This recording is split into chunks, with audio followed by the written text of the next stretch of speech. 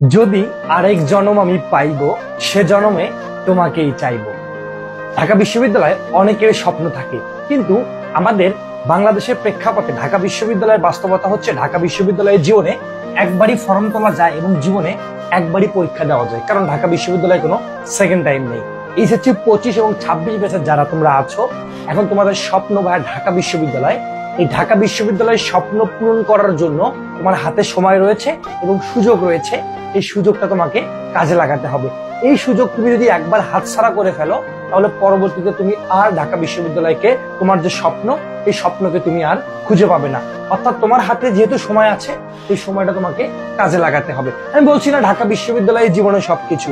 ঢাকা বিশ্ববিদ্যালয়ে তোমার স্বপ্ন যে আমি ঢাকা বিশ্ববিদ্যালয়ে পড়বো, আমার বাবা মায়ের স্বপ্ন, এবং সেই স্বপ্ন পূরণ করার জন্য তোমার যে সুযোগ রয়েছে, সেই সুযোগটাকে তুমি কাজে লাগাও, সময়টাকে কাজে লাগাও, সুযোগটাকে কাজে লাগাও।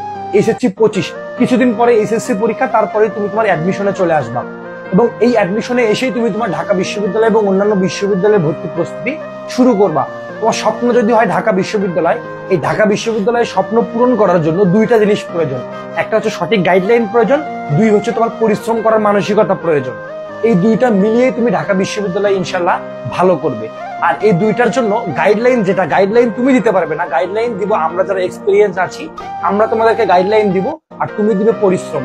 এই দুইটা মিলিয়ে ইনশাল্লাহ তোমার স্বপ্নের যে যাত্রা, সেই যাত্রা তোমার সফল হবে এবং তুমি ইনশাল্লাহ ঢাকা বিশ্ববিদ্যালয়ে চান্স পাবে, তোমার স্বপ্ন পূরণ করবে, তোমার বাবা মায়ের স্বপ্ন পূরণ করবে।